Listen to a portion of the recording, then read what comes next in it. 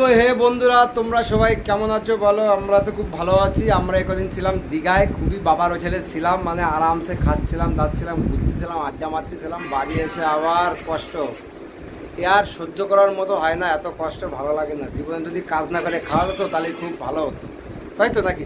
তো এই কথাটা আমার চিনতে পারবে না, এই কথাটা টিকিস চিনতে পারবে না।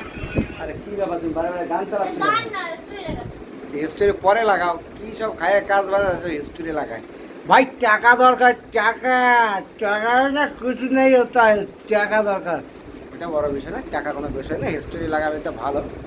কিন্তু আমার বউ আমার অনেক টাকা খরচ করে দিয়েছে, এই নিয়ে কয়েক খুব গন্ডগোল ঝামেলা হচ্ছে আমাদের মধ্যে।